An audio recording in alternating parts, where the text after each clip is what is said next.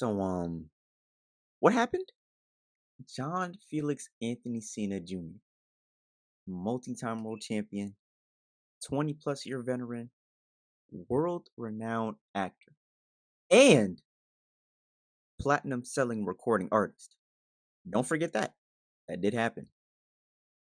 At Money in the Bank 2024 in Toronto, Canada, John Cena would announce that in 2025, his 23rd overall year as an active competitor, he would be retiring from professional wrestling.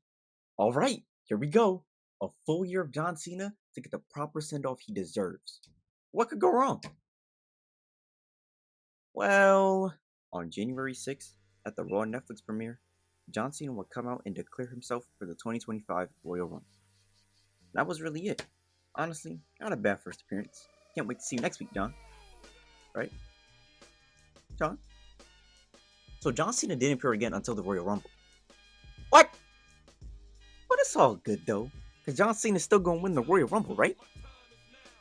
Right? So Jey Uso eliminated John Cena to win the Royal Rumble. Hey, I can't really complain. Boo! You suck! Boo! Hey! But like, come on. It's John Cena's final year. He has to win that 17th world title. Now, the only other way for John Cena to get to WrestleMania and challenge for a world title was for him to win the Elimination Chamber a month later.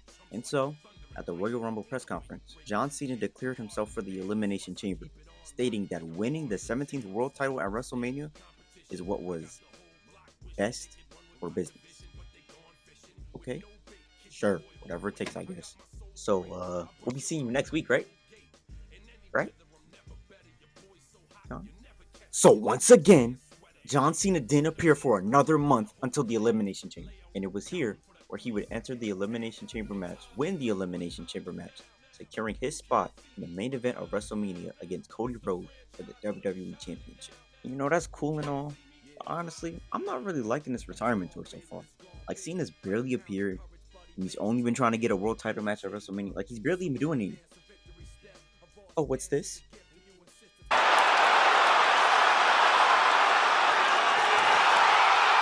Oh, God! What the?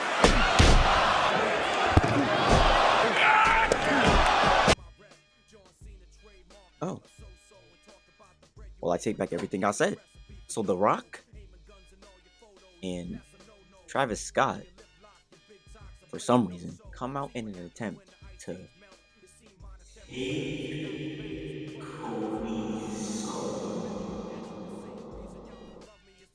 I guess The Rock is just a big fan of Mortal Kombat. Hey, remember when I did that video series? You remember that? I'm a loser. But Cody, being a man of the people, refuses to let The Rock.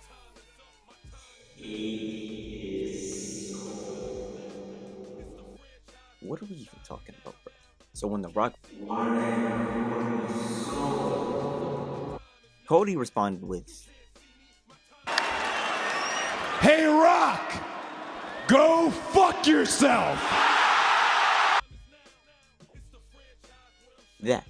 So what did The Rock do in response? Well... This isn't worth it. None of it's worth it. You can't stop pure power. So John Cena turned heel. And let me guess. We're not going to see John Cena till WrestleMania in his match against... Oh, John Cena's back on Raw. And it's only been 2 weeks. Nice.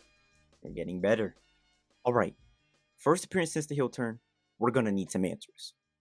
But instead of even slightly mentioning The Rock, John Cena blamed the fans. Which would have been cool if it was like 2013, when everyone was actually booing and hated John Cena. But in 2025, in the last year of his career, that doesn't really work. Everybody, including that one kid right there, is a toxic, dysfunctional relationship. What did he say fuck me for? Well, anyways, John Cena will go on to cut the same promo 2 more times where he just blamed the fans for really no reason at this point. And then we get to WrestleMania, where as established, John Cena challenges Cody Rhodes for the WWE Championship. And now Cena did win his 17th world title, which is great. That's amazing. But the match itself, well, okay. First of all, no Rock.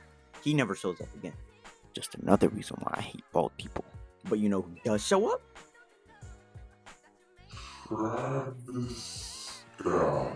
Hey man, shows. Wait a minute!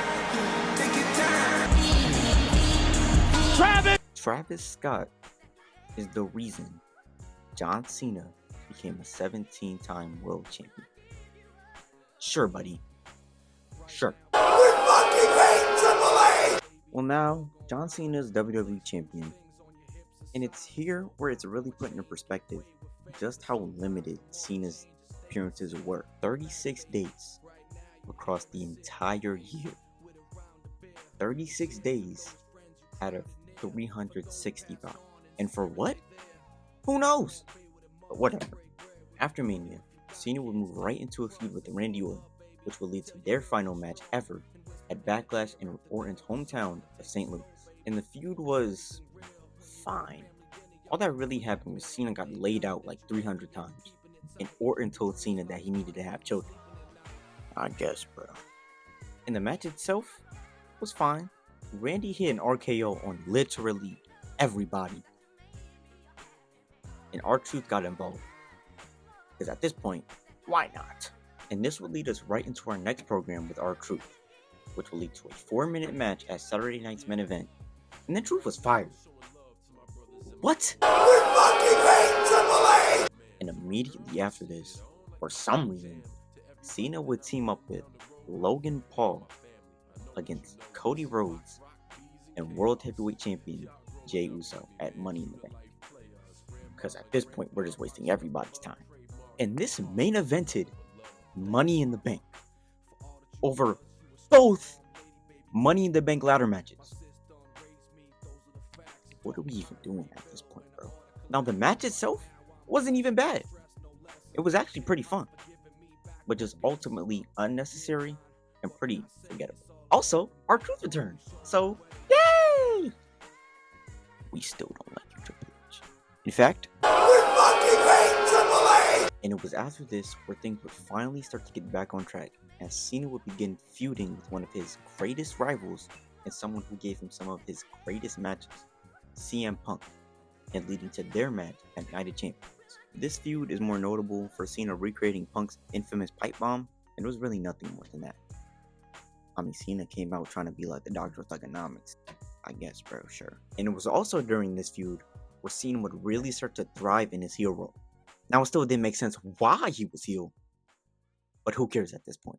About 4 months in, why does it matter now? And the match was great, with literally anybody and everybody running out for pretty much no reason. Like, why is Penta running out in this match? What's the point of that?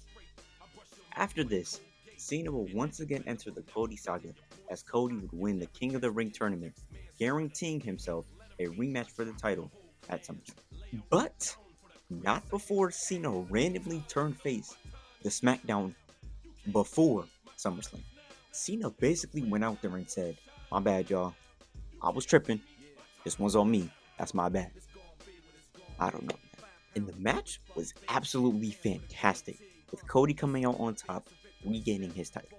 Oh, look. They're hugging. They're showing respect. That's so nice. That's great. John Cena. Oh my God! And Lesnar into the ring. And Brock Lesnar with an F5 to John Cena.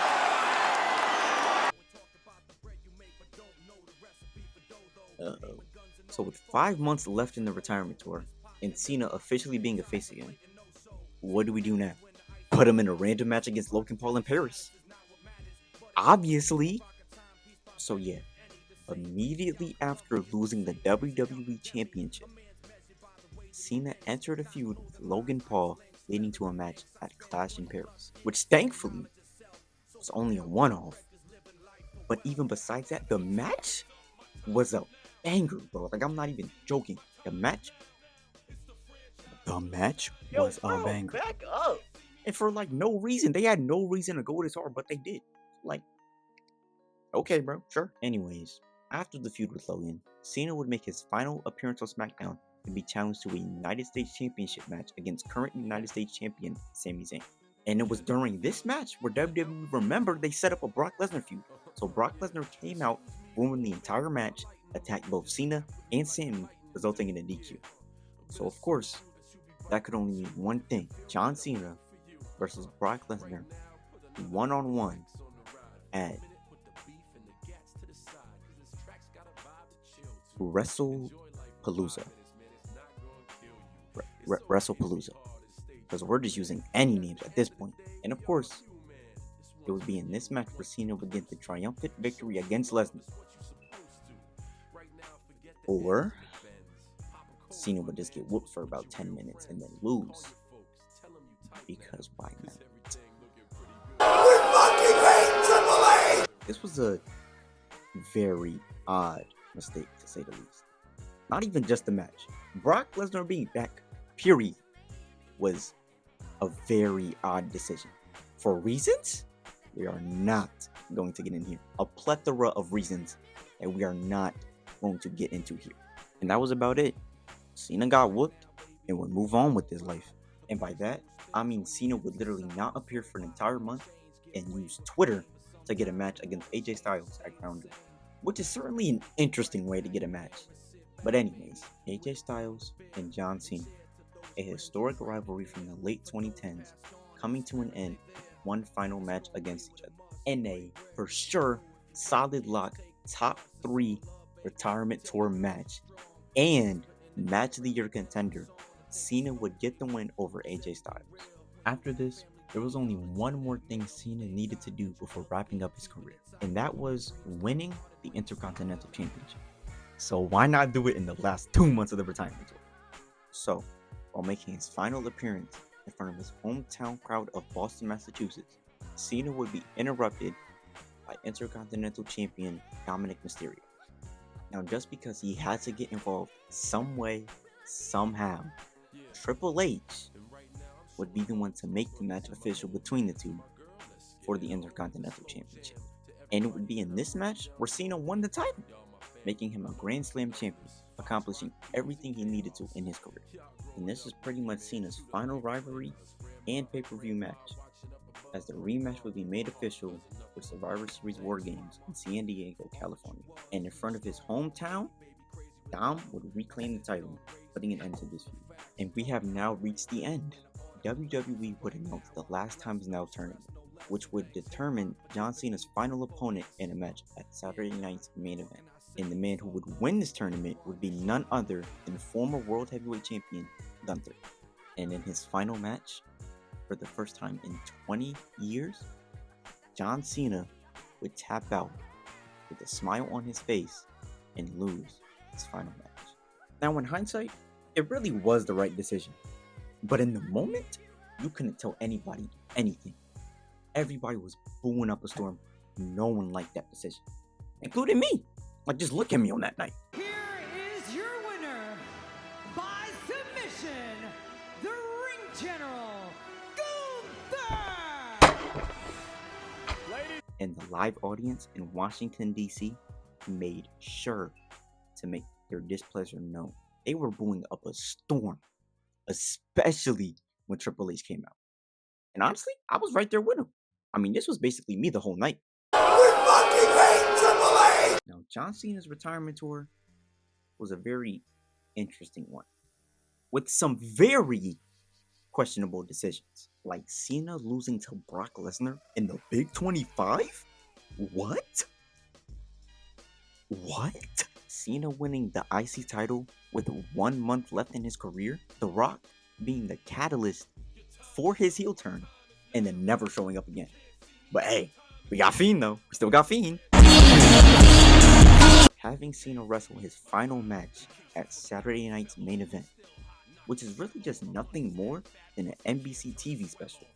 And what I think is the worst of them all, having Cena only work 36 dates, when turns out Cena himself originally pitched over 200 dates. 200! Are you kidding me? Just imagine what we could have gotten in that time.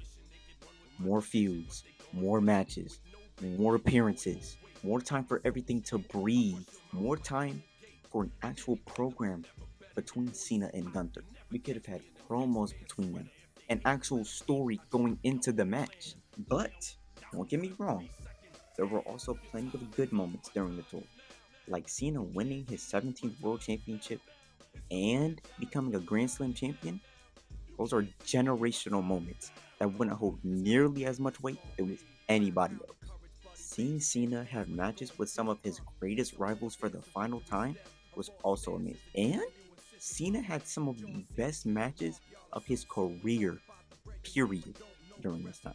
Ultimately, I would say John Cena's retirement tour was far from perfect, with a lot of disappointing moments. But there were also a lot of great moments and a lot of great matches.